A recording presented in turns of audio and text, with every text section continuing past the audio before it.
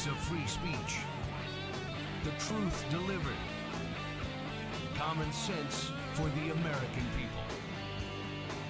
Welcome to the Scott Jennings Show. Okay, it's Thursday, January the 15th. We are back in the Big Apple today. Sadly, my Florida travels have come to an end. I want to thank the James Madison Institute for having me address their event in Tallahassee last night. We had a great crowd. The Scott Jennings Show is brought to you by Ease Total Health. Health insurance is broken. Ease fixes it with no deductibles, no restrictions on doctors or hospitals. It is a set of benefits that you can use on day one. Visit easeforeveryone.com/Scott to learn more for Ease Total Health. On the streets of Minneapolis last night, another shooting involving an ICE agent who was doing nothing more than enforcing federal immigration law. Let's start with the facts. Last evening around 6:50 local, federal law enforcement officers conducted a targeted traffic stop in Minneapolis of an illegal alien from Venezuela who was released into the country by Joe Biden in 2022. The illegal alien fled the scene in his vehicle and crashed into a parked car. He then jumped out of the car and he ran off on foot. Notice, by the way, I am going to use the term illegal alien because that's who this is, an illegal alien. Every Democrat in Minnesota calls this person a neighbor or a member of our community. He is an illegal alien, and we are going to identify him as such. The ICE agent caught up to the illegal alien, who then violently assaulted the officer. And while they were fighting, two radicalized whack jobs ran out of a nearby apartment and attacked the law enforcement officer with a snow shovel and a broom handle. These are Tim Walz's political vigilantes. These are his radicalized goons that have been instructed to literally fight federal law enforcement in the streets. These are Walz's warriors. As the officer was being ambushed by Walz's warriors, the illegal alien got loose and began hitting the officer with a shovel. The ICE agent at this point is being attacked by three men, a violent illegal and two of Walz's warriors. The ICE agent pulls out his gun and he shot the illegal alien in the leg, which is a reasonable reaction. His life, after all, was in danger. All three criminals ran back into the apartment and barricaded themselves inside. All three were eventually arrested. The ICE agent is in the hospital, and so too is the illegal alien with the gunshot wound to the leg. I want you to listen to this Walz warrior, a state representative named Bobby Champion, reacting to all of this situation on CNN. Cut 14. If there were neighbors and others who came out to help this person, that is just an example of Minnesota being a place where we help our neighbors. Now, who among us hasn't rushed out into the street with a shovel to beat the crap out of a federal law enforcement officer in the name of being neighborly? Now, listen to more of this Bobby Champion character who was asked if it matters to him whether the Walz warriors were using weapons against the ICE agents. Listen to this. Cut 15.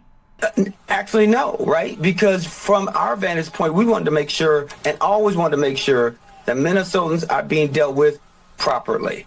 And when we think in terms of any pursuit or any apprehension of anyone, there's a way for you to do your work where it's respectful and it's fair.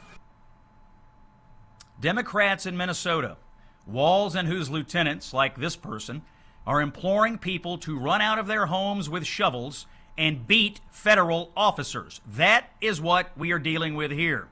I don't want to hear another Democrat mention January 6th to me ever again, so long as they are supporting this open rebellion, this insurrection against the federal government in Minnesota. They've even emptied the schools in Minneapolis. Schools are closed, and they're busing kids to take part in the insurrection there, which is insanely irresponsible. Now, around 8:30 last night, Walz gave a speech about all this, and I want you to listen to this lunacy. Here's cut 4. The federal government is raining down upon our communities. 2,000 to 3,000 armed agents of the federal government have been deployed to Minnesota. Armed, masked, undertrained ICE agents are going door to door, ordering people to point out where their neighbors of color live. Of course, this is a complete and total lie. Complete and total lie. Neighbors of color, give me a break. This ICE agent was chasing down a violent illegal alien from Venezuela, for goodness sakes. But the buffoon, Tim Walz, continued. Here's cut 6. Let's be very, very clear. This long ago stopped being a matter of immigration enforcement. Instead, it's a campaign of organized brutality against the people of Minnesota by our own federal government. Again, lies. The only laws being enforced here are immigration laws, period. And look at the people being arrested by ICE, illegal aliens who are murderers, rapists, pedophiles, gang members, violent people. These are not neighbors. These are illegal marauders. Now, Walz and honorary Somali pirate Jacob Fry, the mayor of Minneapolis, complain there are more ICE agents than there are local cops on the ground. Here's Fry in cut 11. Imagine if that city or that town was suddenly invaded by thousands of federal agents that do not share the values that you hold dear. Imagine if your daily routines were disrupted. The local cafe that you eat at was shut down because they're scared that their own family might get torn apart. Imagine if schools shut down and suddenly parents got to figure out what to do for daycare. Worried about thousands of people coming into your community that don't share your values? Well, it sounds like a pretty good argument against the illegal invasion that has happened in Minneapolis and across the country. Why is DHS surging law enforcement to sanctuary cities like Minneapolis? Because sanctuary jurisdictions won't let DHS into their jails to arrest the violent criminal illegal aliens in their custody. As a result, DHS officers are forced to find the released criminal aliens on the streets without the support of local law enforcement, and local law enforcement cannot respond to calls for backup when federal officers are attacked, assaulted, or obstructed. Now, Walz in his speech said that Minnesota is living under a, quote, federal occupation. And he has also said that Minnesota will remain, quote, an island of decency, of justice, of community, and of peace. Walz says Minnesota is under occupation and that it should be an island. Folks, this buffoon believes he is seceding from the Union. He cannot be more explicit. He does not believe that Minnesota should be subject to federal laws. He is inciting people to fight with shovels against federal law enforcement officers. Walz is a stupid, violent buffoon who is inciting others to violence, and he has stepped way, way over the line. Again, why? Why? To protect the large illegal alien population in Minnesota. That is the project here. So in response to Walz's marching orders, Walz's warriors took to the streets last night. ICE vehicles were raided and destroyed. Weapons, documents, and laptops were stolen. So what now? What is President Donald Trump to do? Well, there's only one thing to do here. Invoke the Insurrection Act and send the military to Minnesota. Now, this sounds drastic, and it isn't a recommendation I make lightly, but we have state officials organizing militias against federal law enforcement, all because they wish to continue harboring illegal aliens living in their territory. How many more law enforcement officers have to get hurt? How many more of Walz's warriors, brainwashed by their elected officials and media propaganda, are going to do something stupid and get hurt or even killed? The Insurrection Act of 1807, last invoked during the 92 LA riots, but used by numerous presidents over the years, allows the president to deploy the military to suppress rebellions and enforce federal law and restore order. You have a secessionist running Minnesota. You have a radicalized population who has been convinced to take up weapons against federal law enforcement. There is nothing left to do, Mr. President. The Walz rebellion must be put down. You're listening to Common Sense for the American People. It's Scott Jennings on Salem. A word from our friends at Relief Factor. So many people are living with everyday pain, and they think they are just stuck with it. They say, it is what it is. But it does not have to be this way. Let me tell you about George from Oregon and his Relief Factor story. He's a hardworking guy. Spends a lot of time getting on and off a garbage truck. It is a tough job, made even tougher because he's dealing with a sore right knee that won't bend. Here's the amazing part. George started taking Relief Factor, and it literally changed his life. He said, and I quote in our testimonial, "I can bend my knee again with very little pain." If you are living with aches and pains, see how Relief Factor A daily drug-free supplement could help you feel and live better every day. Give the 3-week Quick Start a try. It is $19.95. In a few weeks or even days, I say that you may feel the difference that Relief Factor can make. You don't have to be stuck living with pain. We're trying it out in the Jennings household. I am. My father is. No spring chicken, but he's hopping around like one out in the Jennings backyard as he tends to our flock and tends to our 4 young boys. He loves it. We're happy, and I think you would be as well. Visit ReliefFactor.com or call 1-800-4RELIEF. That's 1-800-4-RELIEF. When we come back, we'll talk about who is funding this rebellion against the federal government. Don't miss it. It's Scott Jennings with Common Sense for the American People. Stay with us. It is Thursday, January 15th. Joining us now is Jessica Costasque, investigative journalist from the Washington Free Beacon. She has a new piece titled, Who Funds the Groups Harassing ICE Agents in Minnesota? Jessica, welcome back to the Scott Jennings Show, and tell us, who is funding these radical mobs? Thank you so much for having me back on. Unsurprising what I found, but essentially and almost exclusively all of the groups, the left-wing groups harassing and tracking all the ICE agents in Minnesota. They're not grassroots, they're not spontaneous, and in fact, they're very well established. They're backed by millions of dollars from the Democratic Party's biggest foundations and dark money networks. Just to name a few, there's George Soros' Open Society Foundation, the Ford Foundation, the MacArthur Foundation, and then also a Tides-linked entity. So none of this is grassroots like, you hear people on the left saying. It's very organized, it's funded by big money. I've heard a lot of people sitting out on the desk debating me at CNN and in other venues saying, oh, no, these are just people randomly coming out of their homes, and they all seem to be dressed exactly the same, and they all seem to have the same kind of whistles, and they all seem to be wearing the same kind of equipment and having the same kind of signs. Are you telling me, Jessica, that all of this takes money and massive amounts of organization?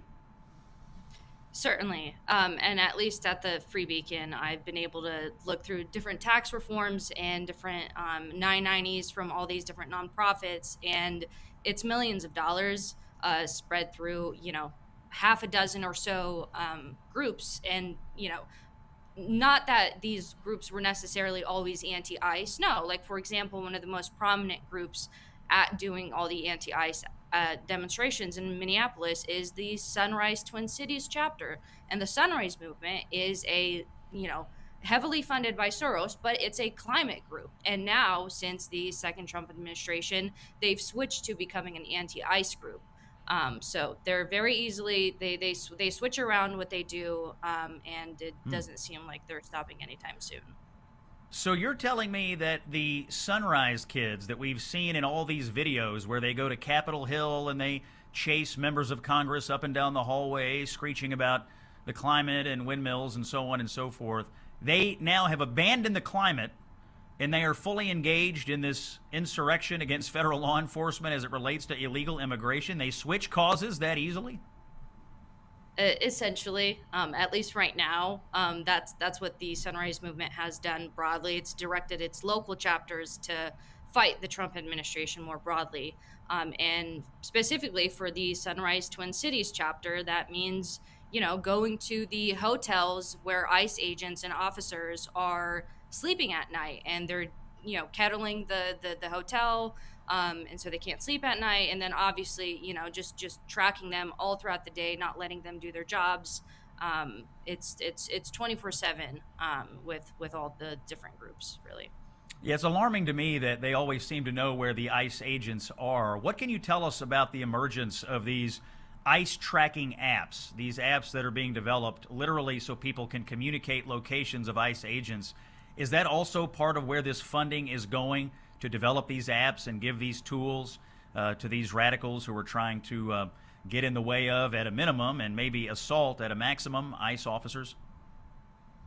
I know for a fact that the trackers, and they're usually in the form, it's like an app, and you download it on the App Store or Google Play, and you can see not just reported sightings. Like some people will just send in a form and they'll be like, oh, I saw all of these ICE agents on this corner of this street. And then there's usually someone that goes and checks to see and, confirm if that report is true. I don't know if those apps, I can't imagine they're that difficult to, get together. They're usually very simple apps. They're not complicated at all. I don't know if those have, used funds from some of these big left-wing organizations and nonprofits. But I think they're still around. I think there was a push to get some of these apps banned from the App Store, but that hasn't happened yet. They're still very much available, and you can get access to them. That voice you're hearing is Jessica Costas-Q. She is an investigative journalist from the Washington Free Beacon. Her latest piece is entitled, "Who Funds the Groups Harassing ICE Agents in Minnesota?" And long story short, it is a well-worn series of groups on the left, Democratic groups, Soros, Ford, and others who are sending money to fund these radicals, who are also, by the way, simultaneously receiving training on tactics. So they're getting money and they're getting training, and now they are engaged in a insurrection against the U.S. government. When we come back, Senator Shelley Moore Capito from the great state of West Virginia is here. It's Scott Jennings with Common Sense on Salem. Stay with us. Common Sense for the American people here on Thursday, January 15th. On the line, Senator Shelley Capito from the great state of West Virginia. We're going to talk about the Supreme Court case on transgender issues, Venezuela, appropriations, and more. Senator Capito, welcome to the Scott Jennings Show. Thanks. Great to be on, Scott.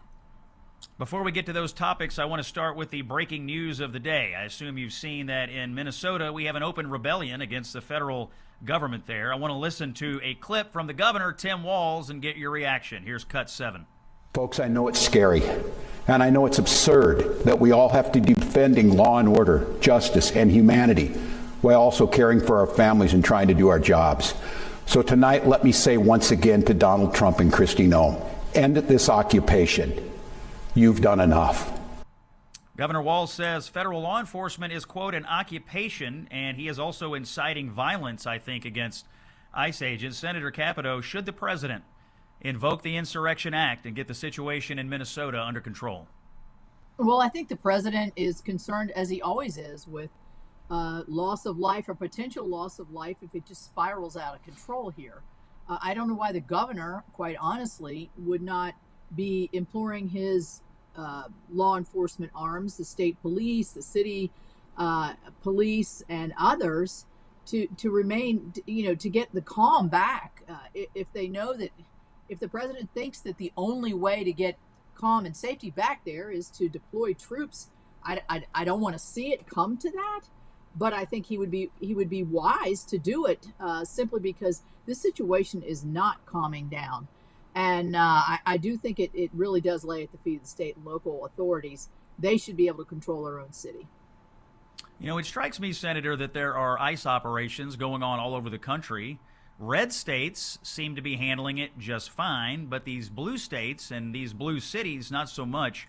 Why do you think that is, Senator? Why are blue states so resistant to the enforcement of existing federal immigration law? We haven't passed any new laws in the last year. These are existing laws that have been around for a long time. Well, it seems to me that this is a leadership crisis in these states. They have a certain wing of their party that doesn't want to have any immigration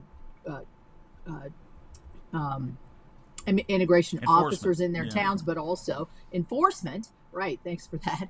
And so they are they're bucking it all the time. They have pockets of immigrants. You certainly see that in Minneapolis with the Somali community.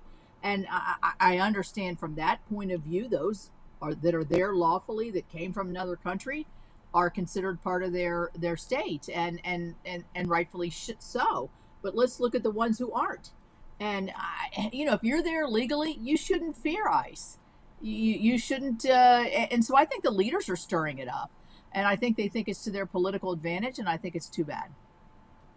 Let me turn to the topic of Iran. Protesters in the streets there are being slaughtered. The regime seems to be teetering in some ways. Is it time for the United States to intervene militarily and once and for all topple the butchers in Tehran?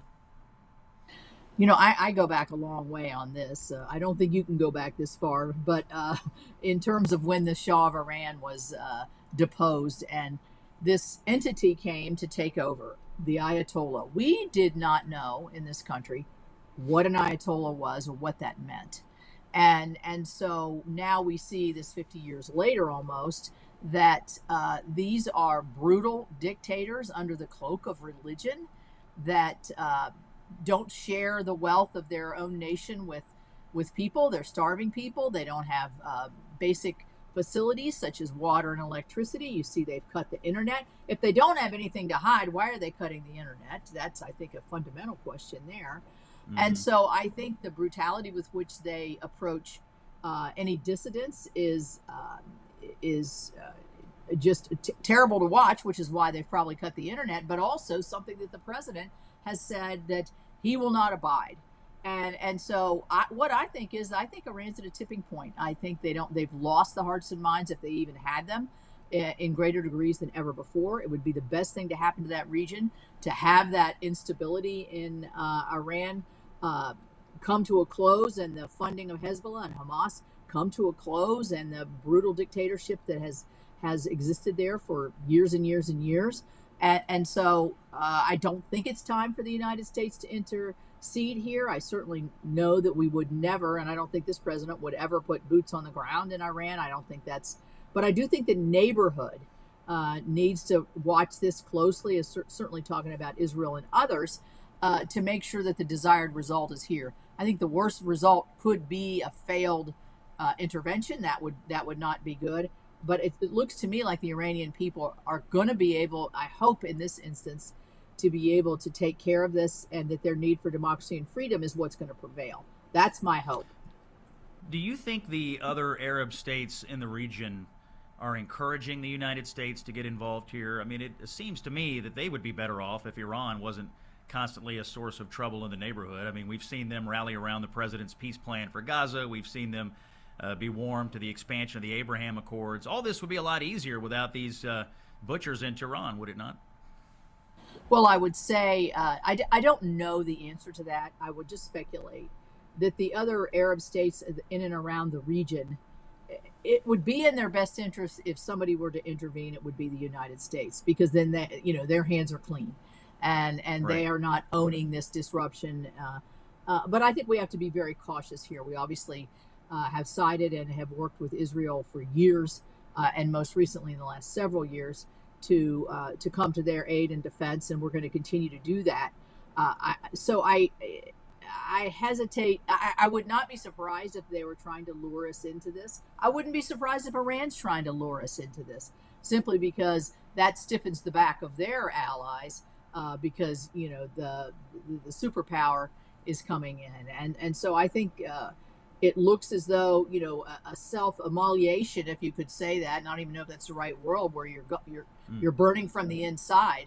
A little stoking of that fire is probably very, very good, but not throwing gasoline on it, which probably an intervention by us would probably have that kind of effect. Let's come back to Washington. We saw oral arguments on the transgender sports case at the Supreme Court earlier this week, and at a congressional hearing yesterday, left-wing doctors could not answer a simple question about whether men can get pregnant. I assume you've watched a lot of the oral arguments and seen some of these hearings. What stands out to you in all of this back and forth this week as we see all these supposedly very smart people debating very basic, simple human biology? Yeah. I'm going to be honest with you. When I pulled up Josh Hawley questioning the doctor as to whether men could get pregnant, in 4 minutes of her, I don't even know what she was trying to say, and I don't think it was crazy. I had to watch it again because I was just like, seriously? Why don't you just say no and let it move on? I mean, that's a pretty easy answer there. And so you just wonder, first of all, I'm like, where did you go to med school? And what kind of, she kept saying, well, I treat people from all different aspects. Yeah, that's fine, but can a man get pregnant? No. And so just the left-wing ideology is just stunning in that, and that she'll live to regret that. That'll be her YouTube moment that she did not want. On the transgender case in West Virginia, passed a law, a safe sports law. to ban transgender in girls' sports. I'm a sports person myself. I had a daughter who played all through college. Since Title IX came into effect, we've worked long and hard as women to get equal rights on the playing fields, to get as many scholarships, to be able to compete. Because athletics, as you know, it's not just about getting the blue ribbon or winning. It's leadership. It's learning how to win and lose. It's learning how to compete, be a part of a team. All of these great things that we've worked so hard for, and then to have it put on an uneven playing field and let others transgender to compete when you know physically there is inequities. I mean, you're born with certain testosterone levels and muscle development and all other kinds of height, weight, everything that in certain sports is the name of the game. And our daughter actually played volleyball all throughout her career, and there have been instances where a transgender's been allowed to play on a girls' volleyball team, and they spike the ball right in the opposite team's face and cause them great damage. Well, that's not going to happen if it's all girls there. So to me, it's like the name of your show. It's common sense, it's safety, and it's about fairness. Yeah, and you've been a longtime co-sponsor of the Protection of Women and Girls in Sports Act. Right. Why do you think it is that Democrats have chosen to die on this hill? I used to say this was an 80-20 issue. I think it's a 95-5 issue. Most people, Democrat, Republican, conservative, liberal, most people just think it's common sense. They don't want their girls being spiked on, as you mentioned. They don't want boys in the girls' locker rooms, yet there's a tiny fringe that does, and the Democrats have allowed their platform to be hijacked by this ideology. I don't get it. What do you think's driving it?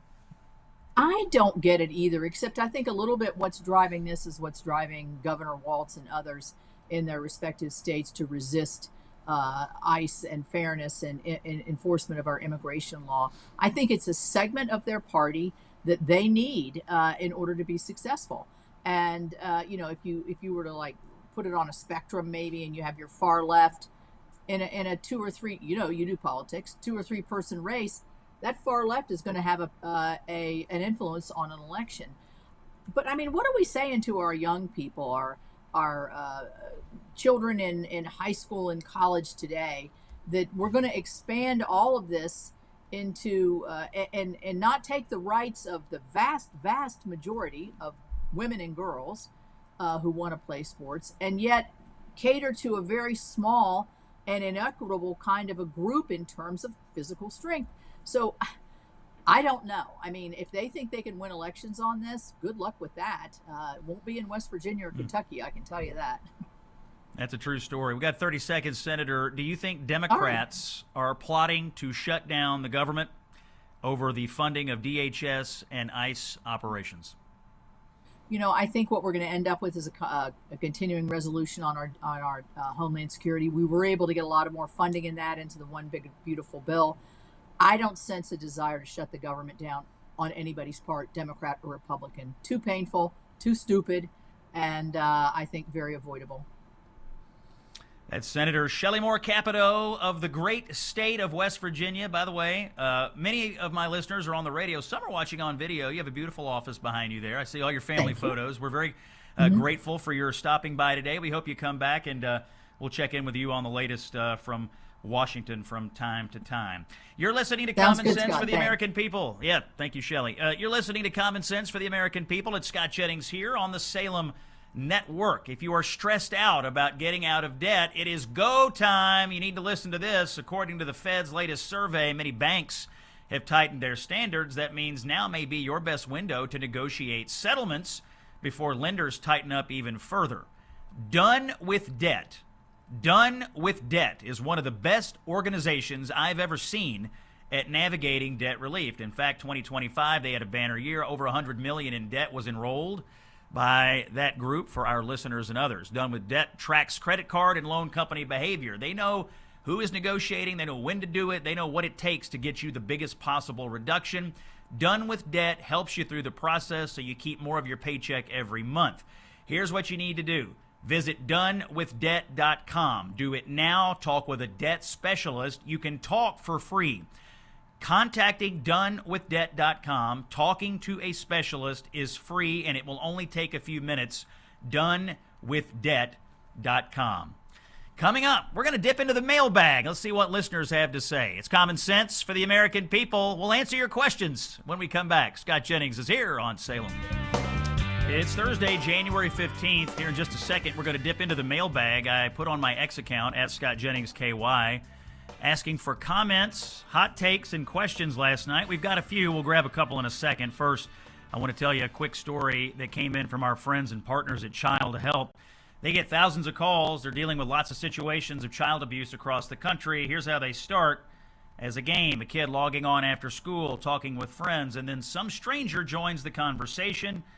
It doesn't feel wrong. It feels like compliments and curious questions. But that is not how online grooming works. Then it turns private. Then it turns secret. Then it turns uncomfortable.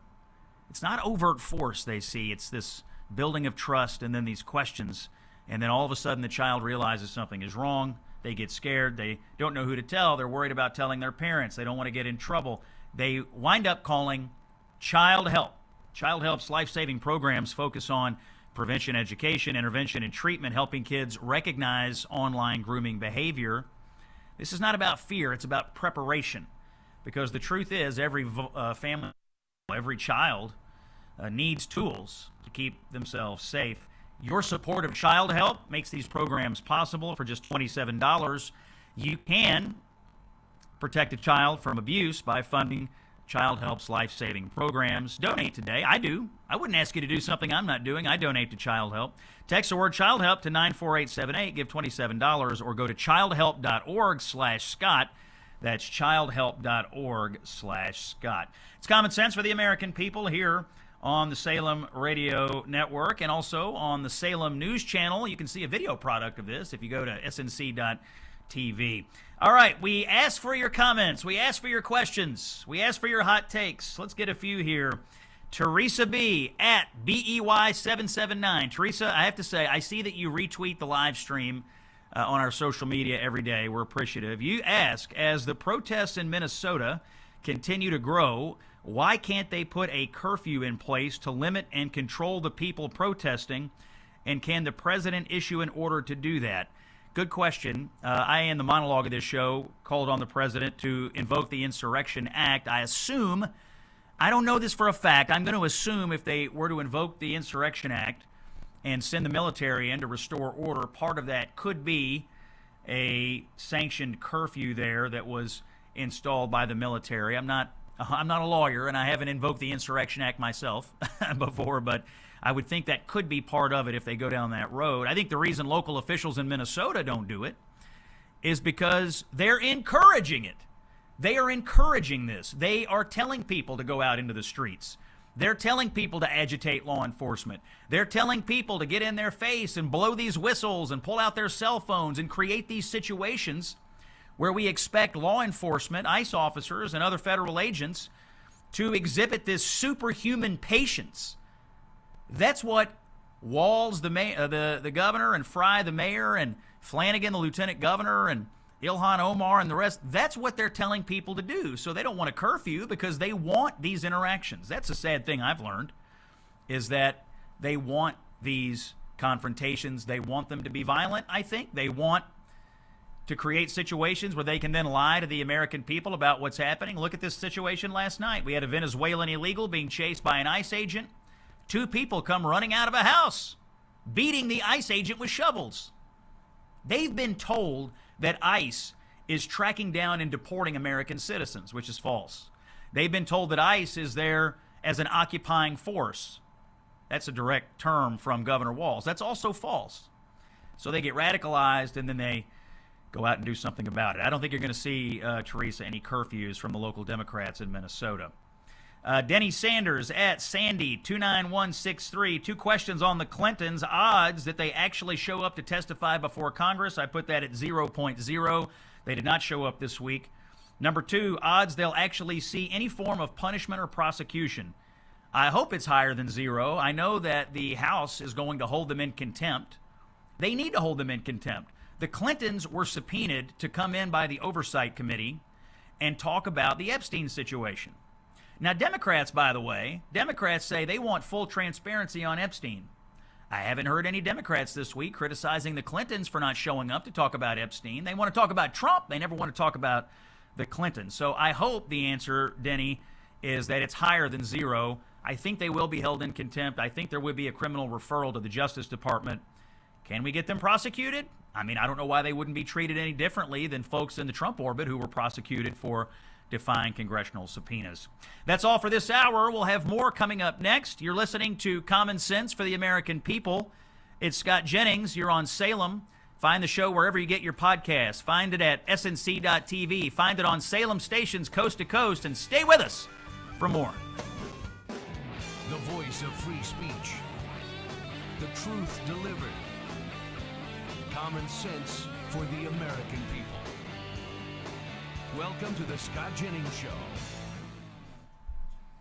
It's Thursday, January 15th. Common Sense for the American People. Hour number 2 of the Scott Jennings Show. We're tracking the breaking news out of Minneapolis, Minnesota. We had an ICE agent involved in another shooting last night, and we do have some breaking news information. The story starts with an ICE agent making a targeted stop against an illegal alien from Venezuela who was in our country since 2022. He was released into our country by the Biden administration. That person's name was Julio Cesar Sosa Silas, criminal illegal alien from Venezuela. He's the one they were chasing. He's the one that got shot in the altercation. But as this was going on, 2 people came out of a residence and joined the fight.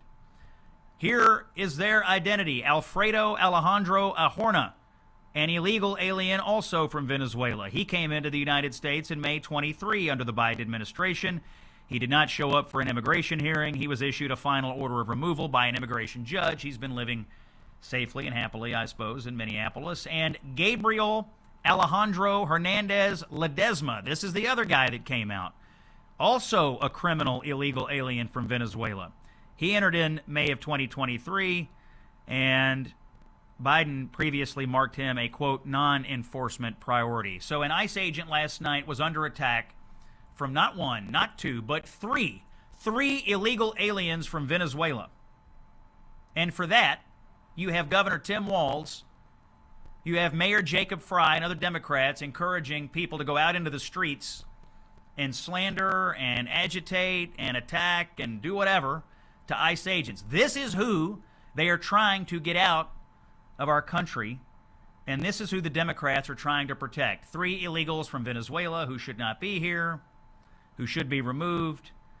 They have never had better fighters than what they have in Tim Walz and Jacob Fry. It is crazy that these Democrats in Minnesota spend all their time standing up for Venezuelan nationals, illegal aliens in our country, and spend none of their time worrying about the safety and security of American citizens. Joining us this hour, a great Republican governor from almost heaven, West Virginia, Governor Patrick Morrisey. Welcome into the Scott Jennings Show. I want to bring you into this conversation, Governor. The last time I saw you, you were General Morrisey. You used to be Attorney General. You got elected governor of West Virginia. How's the job going so far? You know, job's going very, very well. And there's so many great opportunities to help West Virginia lift up its standard of living and reach your potential. So we've got a lot of cool things coming right now in West Virginia in terms of economic development. We're trying to push a big tax cut here right now and right-size government. So we're doing everything we need to do. And I loved my job as Attorney General. Let me get involved in that big case we're going to talk about in a little bit. I started that process with the Supreme Court. But being governor is wonderful because West Virginia's comeback is near. We're making big progress, and I think people are going to be hearing a lot of news stories about economic development in the Mountain State. Let me ask you, because of your experience as Attorney General, and of course you're now governor of a state, you are accustomed to, and you have experience interacting with federal law enforcement. What is going on in these blue states? You have Governor Walz, you have the Attorney General in Minnesota, you have the mayor there. I mean, they are in open rebellion against the federal government over enforcement of immigration laws. Why are these blue states acting this way, and why is this not happening in red states? I mean, obviously, ICE operations are happening all over the country. It's only in these blue pockets where we see this chaos in the streets. Right.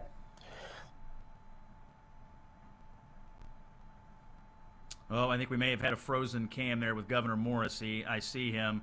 That's Governor Patrick Morrissey we're talking to from West Virginia. It looks like he may have frozen up, and we just got him back. Governor Morrissey, not sure if you heard the entirety of my question there. Oh, we lose him again? Okay. Oh, now he's back. All right. Governor, you back with us? I am back, and here's what I would say. It's hard to explain the utter lack of rationality with a lot of these mayors and these governors. For me, it's pretty straightforward. When I came in and I became governor, I actually entered into a partnership with ICE and with President Trump because we knew that we had to crack down on undocumented aliens. And even in West Virginia, that was a problem because we feel the effects of illegal immigration through the drug trade, right? With the significant drug utilization and the drug overdoses. So I willingly entered it in, and it's had a very positive effect.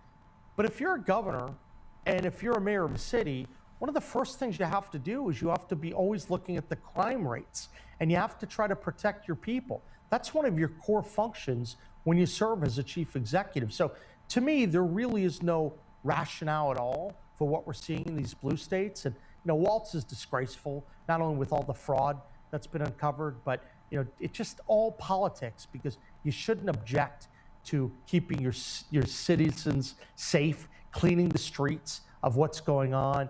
I mean, they're trying to do this in a collaborative manner with the Trump administration, and I would, if I were those blue states, work with them as opposed to play these political games. Let's talk about the case before the Supreme Court on transgender athletes. It was your state, West Virginia's law banning boys and girls sports that started this Supreme Court case. Do you believe the court is going to rule in your favor? Yeah, I'm very optimistic that the Supreme Court is going to rule in our favor, Scott. And this was a case I actually filed the appeal to get it before SCOTUS before I left the Attorney General's office. And we think that we're going to win because it's clear that it's not violating Title IX. We're not seeing any discriminatory actions in place. What we're seeing is that a state legislature carefully crafted a statute to protect women and to have logical rules for sports. Men shouldn't play sports with women. And what the legislature did is they came up with a common sense distinction and said that the definitions for sex should be based on biology. And that's what this case is all about. There's no discrimination going on. There are logical rules the state puts in place to make sure that women are protected on the sports field, in safe places. And I am very optimistic the court is going to agree with that logic. It's a long time coming. It shouldn't have to go up to the Supreme Court to get this kind of affirmation. But men should not play sports with women. And I think SCOTUS is going to give us a resounding victory. You were an attorney general for 12 years. You've been in a lot of courtrooms in your career. Have you ever heard anything like the oral arguments that we heard in front of the Supreme Court, including a lawyer for the ACLU when asked, can you define what is a man, what is a woman? And they had no definition for that. Have you ever heard anything like this in a court in your entire life? Look, I haven't. This is insanity. So I always used to tell people that when this law first passed, this was so common sense that we shouldn't have to waste taxpayer money to go into court and defend it, right? But unfortunately, the other side, they have zealous advocates. These are well-funded groups that come in, and they want to turn the world upside down. Look, there really is no strong argument for what they're doing because I think most people know it's common sense.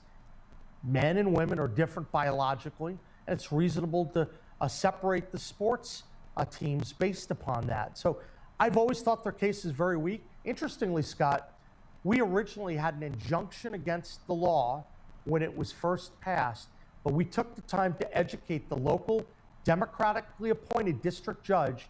And Scott, you know what happened? He agreed with us. He reversed the injunction when presented with the facts that males are different. They're stronger, they have more lung capacity, they have more bone density, and when they saw those factual pieces of information, they sided with us. Unfortunately, the Court of Appeals did not agree, but I think the Supreme Court's going to right that wrong. I think you're right. That's Governor Patrick Morrisey of the great state of West Virginia. Governor, I want to have you back soon. I'm out of time, but at some point I'd like to talk to you about energy, the coal industry, and how that's going with the Trump administration, because West Virginia is at the center of our coal future in this country. Governor Patrick Morrisey from West Virginia. We're going to take a break. First, a quick word from our friends at Relief Factor. We get letters. Here's a letter from our man Anthony. He said, I was dealing with debilitating pain and fatigue, but I've been taking Relief Factor for about 2 months, and now I'm back to running my business, fishing and gardening, doing the things that really matter to me. Do you know what matters to me in the Jennings household? It matters to me that we take care of our flock of backyard chickens. It matters to me that we can be active with our kids, 4 active boys. It matters to me that my father, the grandfather to my boys, it matters to me that he feels good and he can participate in those things and he can do the things that he wants to do in his retirement. We tried Relief Factor, and guess what? All of those things I said, getting a little better because of Relief Factor. You feel like you can move around. All those things feel better. The 3-week quick start is $19.95. Go to relieffactor.com or call 1-800-4RELIEF. Get rid of the pain out of your life. Get back to what matters. When we come back, Harriet Hageman from Wyoming is here, soon to be senator. It's Scott Jennings on Salem. Stay with us.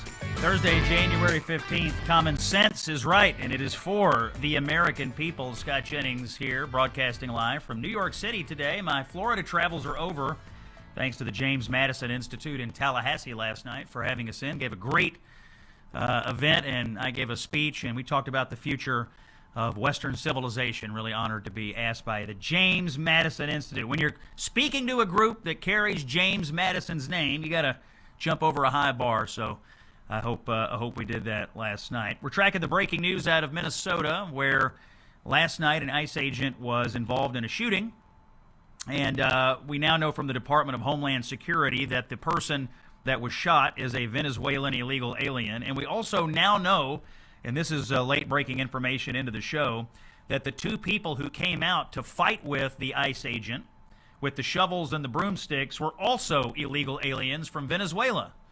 Believe it or not. So at some point here, you had an ICE agent chasing an illegal, attacked by 2 other illegals with weapons, and this is what's going on the streets of Minneapolis. Joining the show is Wyoming Representative Harriet Hageman.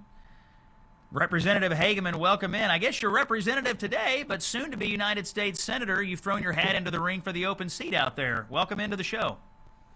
Thank you very much. And yes, I have, but I still have a year in this August body, and I look forward to continuing moving forward with the agenda in the U.S. House of Representatives. Well, we appreciate your time today. I know the House Republicans are looking at trying to pass some bills here in the spring and using the budget reconciliation process to do that. Some of this is going to involve energy regulations and changes in energy policy. How important is all of that to the people of Wyoming? Obviously very important. We're one of the largest energy producers in the entire nation. We keep the lights on for everybody across the country. We actually became the largest coal producer in the nation in the 1980s. We produce about 250 million tons a year as compared to the next state, which is about half of that. So we're very important. Oil and gas, I think we're the 8th largest oil and gas producer. We have one of the largest reserves of uranium in the United States. Domestic energy policy is obviously extremely important to the state of Wyoming, but it's also important to national security. So I think it's great that we're continuing to move forward with an America First agenda that includes reforms to how we produce energy, how we permit our ability to access our energy resources, and that's where Reconciliation 2.0 comes in. Yeah, we'll see how it goes. I'm worried about the majority. Obviously, it's functionally a 1-seat majority, and there's a few people in there that don't play ball all the time. But it seems to me the Republicans do need to pass some bills and help codify some of the president's executive orders and such. On the energy front, I have a question for you about wind turbines. The president hates them, of course. We know this. He talks about it all the time. You have some in Wyoming. What do the people in Wyoming think about them? What role does that have in our energy matrix? And generally, is there a role for renewables here, or are you mostly focused on fossil fuels as you think about future energy policy changes?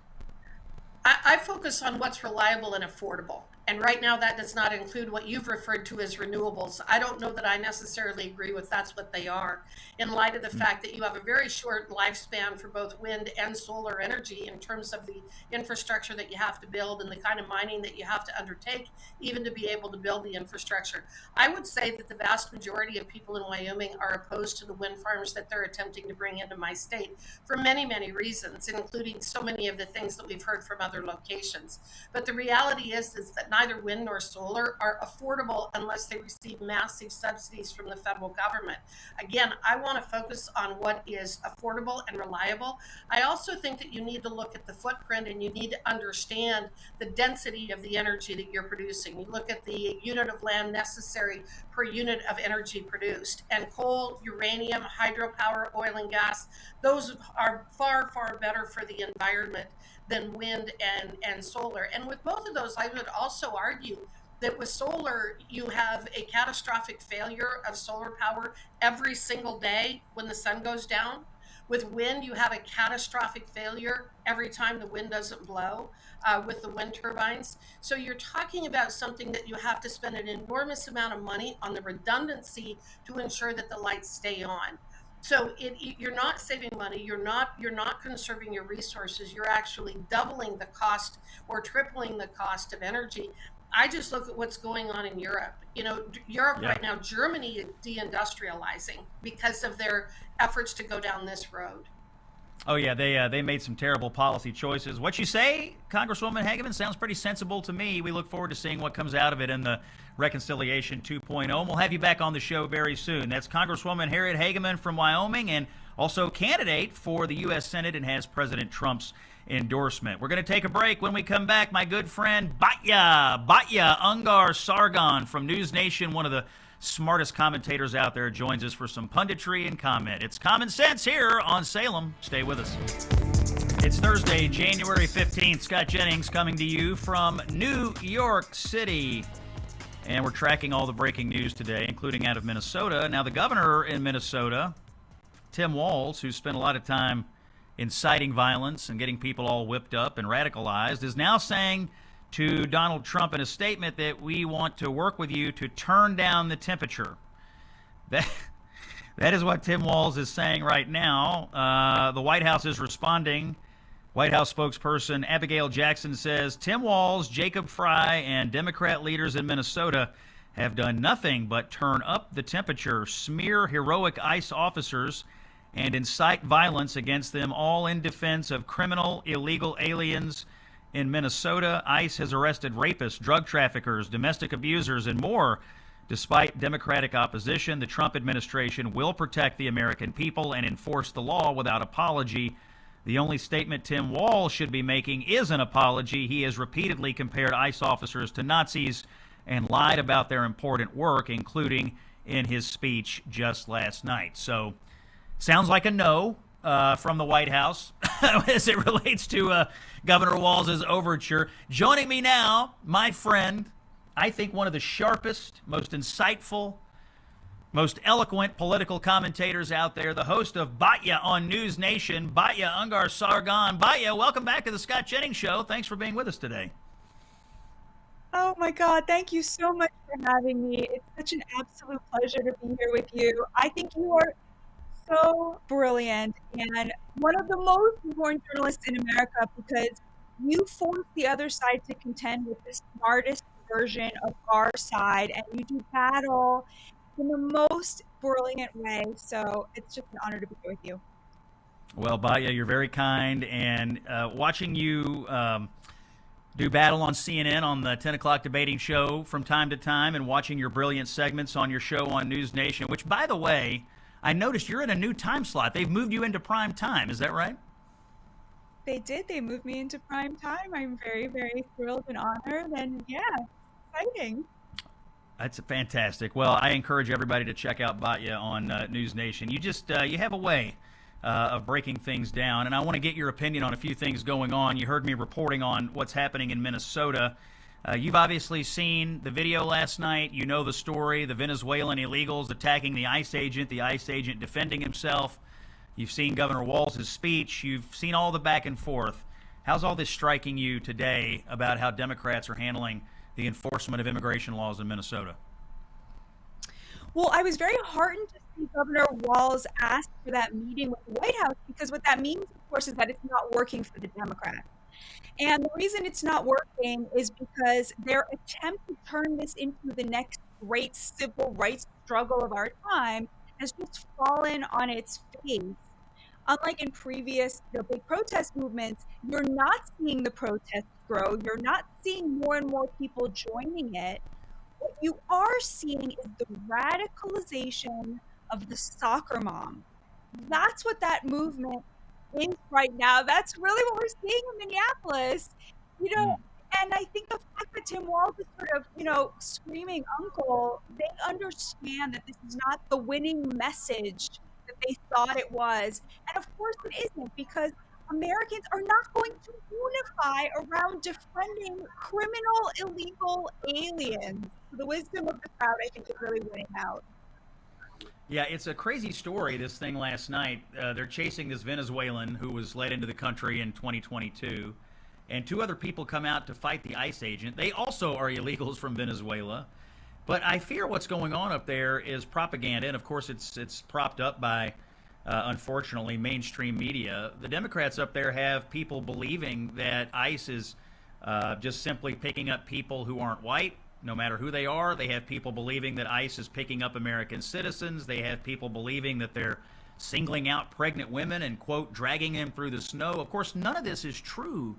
But when you tell people this is what's going on and you radicalize them, you teach them to put themselves in harm's way. That's what happened to Renee Good. I just wonder if they are doing any self-reflection today. They have blood on their hands. How many people have to get hurt before they realize that lying to their constituents is going to get people hurt or even killed? Yeah, I mean, you saw Ilhan Omar come out and reintroduce the whole abolish ICE messaging, because defund the police went so well for them. I think that there is just genuine disgust across the country for the massive fraud in Minnesota. And this is just an attempt to distract from that. You have people like Renee Good, who tragically were just, lied to in this epic scale by elites in the media, Democratic politicians. And the saddest part about it is you can tell by looking at her, she died thinking she was making the world a better place. Like, it's just so horrifying. The way that they have captured in the minds of these soccer moms and over-credentialed elites what they consider to be the moral high ground, which is actually just turning into straight up terrorism. That mismatch between what it means to be a good citizen, a good American, and what these people are actually doing in the streets, I think is really going to start working against the Democrats very quickly. Baya, let's talk about anti-Semitism in the United States. You and I first, and around the world, you and I first connected on this issue. We became friends during the aftermath of the October the 7th incursion by Hamas into Israel. We covered many nights on CNN the holding of those hostages and the brutality. And this has all sort of morphed into a debate in American politics about our relationship with Israel and anti-Semitism. The President of the United States just recently did an interview with the New York Times in which he simply shut down the idea that you have to warehouse any sort of anti-Semitism in his MAGA movement, in the Republican Party, in the conservative cause, whatever you want to call it. I was wondering what was going through your mind when you saw the president's clear moral statement on that, and B, why can't everyone else just follow the president's lead on this? It's such a good question. I mean, I think we're living in an age of cowardice. There's such a lacuna of real leadership. And of course, nobody embodies leadership like the president. He does not care what anybody thinks. She also said in that New York Times interview, he follows his own moral compass and to hell with everybody else. he's just as willing to take on his own side as he is to take on the other side. And we see this in a great way on the economic front, from my point of view. Maybe you're less excited about some of this stuff. And so when I saw that interview, I was just overjoyed. I mean, and he tied it to his own personal life. He said, of course, people should, denounce anti-Semitism. We don't want the anti-Semites. They're not welcome here. And he was like, everybody should say this. And I have a personal stake in it because my grandchildren are Jewish. We joke a lot in the Jewish community that Donald Trump has more Jewish grandchildren than the average Reform Jew because their kids tend to marry out and then their children are not Jewish. A little insider Jewish humor there for you. Right. So I found it really, really moving and important and crucial and coming at the right time. Baya, you referenced the president's record on the economy. You first started talking about Donald Trump as it relates to your views on what's happened to the working class in the United States and the president's views on revitalizing manufacturing and how immigration and immigration enforcement plays into that. We're almost a year in to Donald Trump 2.0. As someone who first approached Donald Trump from the left and first approached Donald Trump with an open mind about what he wanted to do on the economy with immigration and tariffs and all of this, are you happy? Is this what you voted for? I just could not be happier. It's a crazy feeling. And I wish I could put it in a bottle because I just feel like we're never going to have like an experience like this again where you have the person, the leader of the free world, approaching almost every topic exactly as I would. It's not that I don't have criticism. I quibble here and there. I don't like the gold card. I wrote Scarface Jr. There's things I'm not a fan of. But overall, trade and immigration are the two biggest things in terms of working class wages, working class equity, protecting the value of the labor of the American worker. And Trump is just giving the middle finger to the elites across the board, not just in America, the global economic elites. Liberation Day, where he literally said to the entire economic global world order, I don't work for you. I work for the American people. Wall Street, you guys can screw it. I mean, just the euphoria of seeing a person in power be willing to do that is very cool. Let me ask you about Iran. The president's mulling over what to do here. We've got protesters in the streets. The regime there is slaughtering people by the thousands. First of all, let me ask you this.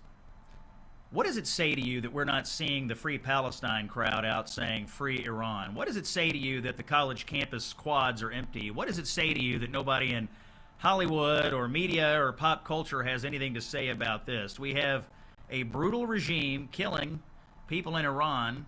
You'd think that some of these folks that were all about the Palestinian cause might be all about the Iranian people cause, but it seems they're silent on it. What does that say to you, Batya, about what that was all about really in this country? It really wasn't about human rights, was it? They're just such disgusting hypocrites, obviously. Like, they obviously don't care about the lives of Muslims.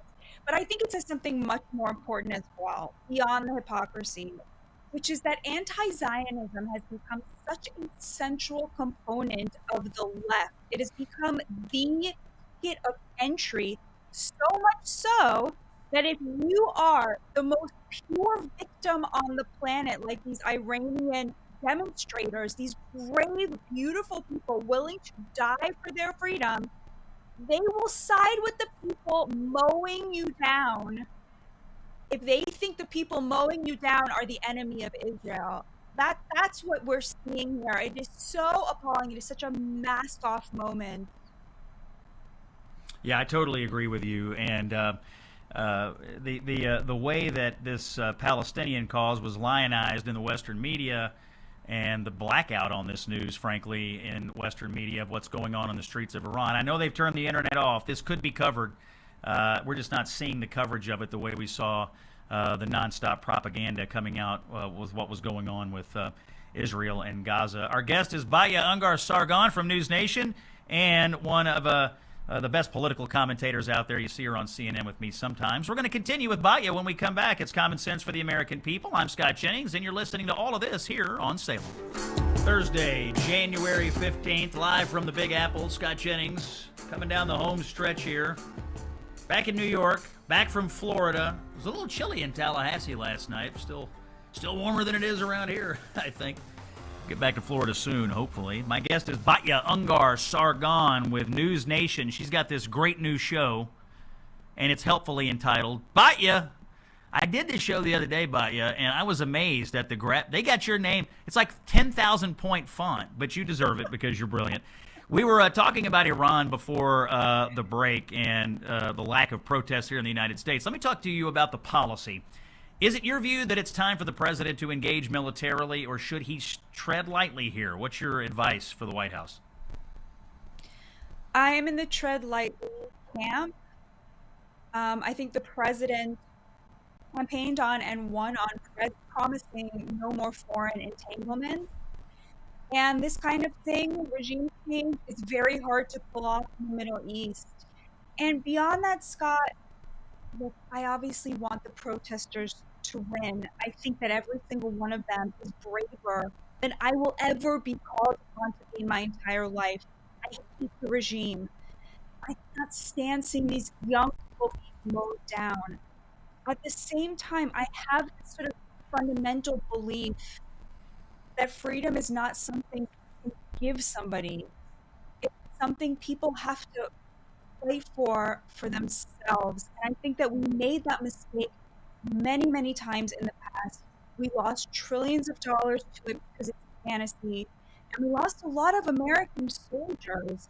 And I think that when I look at what's happening in Venezuela, the president just obviously understands this. I mean, it would have been the easiest thing in the world to return to the neocon model where you pull in Maria Machado and say, okay, opposition leader, you're in now. And it just speaks to the maturity of this administration and Marco Rubio specifically, I think, that they didn't do that because they don't feel that she could have pulled that off. They worried that there would be a coup with the generals.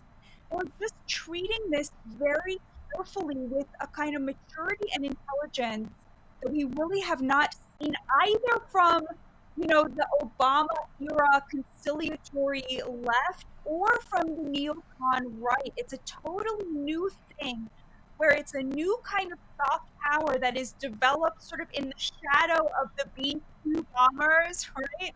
Where everybody knows he's legit because of what he's willing to do, but that doesn't mean that we're the policemen of the world. Batya, we're coming up on the 1-year anniversary of Trump coming back into office, and he is scheduled to give the State of the Union in February. What do you want to hear from the White House? You're a supporter of the president. His numbers are down a little, although he still, I think, basically exists in the approval range that he normally exists in, maybe a little on the low end of it. What do you want to hear from them, both at the 1-year anniversary here and as the president prepares to speak to the nation in February about his agenda?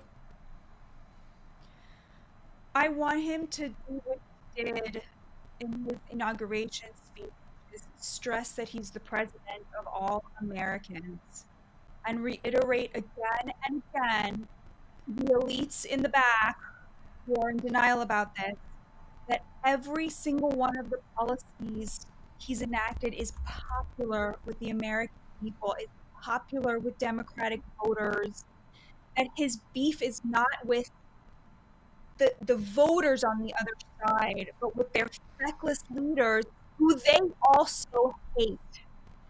That's what I want to hear from you. That voice you're hearing today on the Scott Jennings Show, that of Batya Ungar Sargon. She hosts a program called Batya with an exclamation point at the end of it. And that's on the News Nation channel. It airs on Saturdays now at 7 o'clock Eastern. It used to be on in the afternoons, and they decided, wow, this is our best show. We better put it on in prime time. You can also watch it on Sundays at 11 o'clock. Batya, you got about 30 seconds. Who's on the show this weekend? So this weekend we're going to have Trish McLaughlin. She's going to explain to us what it's like from their side of things, from DHS and ICE and everything they're trying to accomplish. I'm going to ask her some of the questions I think people have been asking about training and so forth. We've also got the great Katie Pavlik, who's got her new show starting next week with an interview with the president, which I will admit to you, Scott, I am very, very jealous of. Yeah, she's And great. we're talking to a few Democrats. We're going to debate them about a lot of the issues here and hear how they see things and see if we can't find common ground. All right, that's Batya. She's on News Nation, 7 o'clock Eastern Time on Saturday nights. That's it for us. She's Batya. I'm Scott. This is Salem. Join us again tomorrow for more common sense for the American people.